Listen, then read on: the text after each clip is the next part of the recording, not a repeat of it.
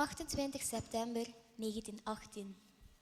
Deze morgen om 2:30 hoorden we de eerste kanonschoten die het begin van het algemeen offensief aankondigden. Le 11 novembre, ce jour absolument incroyable, où tout à coup, à 11 heures du matin, les armes se taisent. Il faut imaginer pour les soldats qui ont vécu pendant 4 ans dans le bruit des bombes, tantôt lointaines, tantôt proches, nuit et jour, on ne savait pas dormir sans entendre les bombes tout le temps. Et tout à coup, à 11 heures, le silence. L'immense silence. Ja. Nu, we denken 1918, dan is dat allemaal afgelopen, dan is alles meteen weer in orde, maar dat was ook niet zo, hè?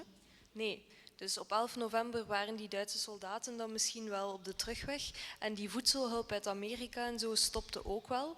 Maar veel mensen waren bijvoorbeeld in de oorlog hun huis kwijtgeraakt. En die woonden dan tientallen jaren in houten huisjes of in krottenwijkjes.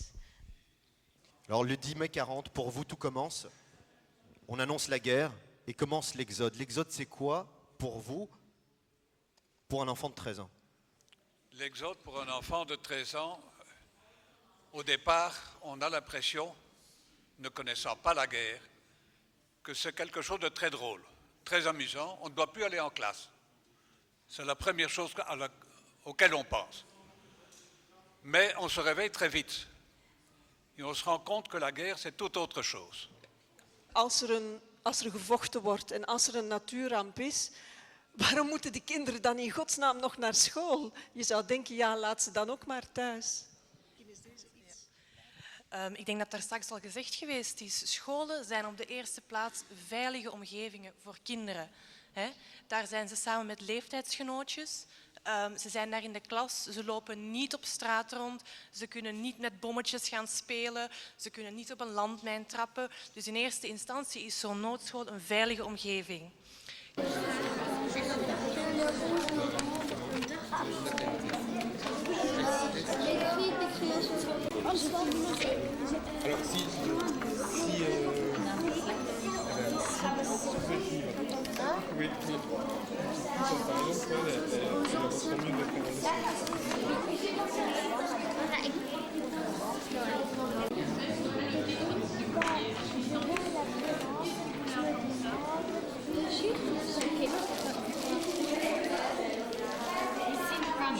Gaan die eten brengen naar je wensen? Ja, je zal nadien beroemd worden. Dus, voilà.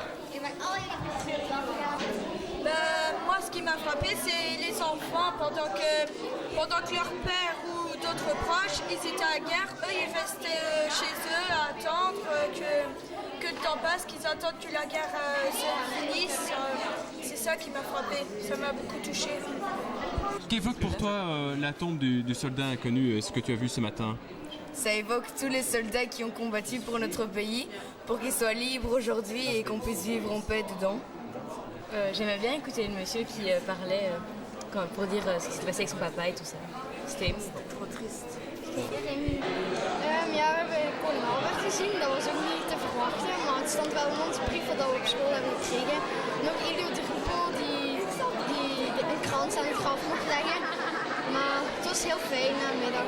Het was een mooie ervaring. Ik was nog maar 4 jaar toen het oorlog was. We woonden op een boerderij vlakbij Roeselare. Op 19 oktober 1914 arriveerden de Duitsers daar. Pendant la guerre, je suis restée habiter à la ferme avec mes parents et mes frères.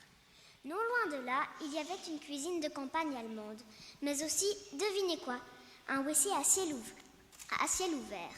Et vous savez comment il était fabriqué? Tout simplement avec des poteaux plantés dans le sol et un long bâton fixé entre eux.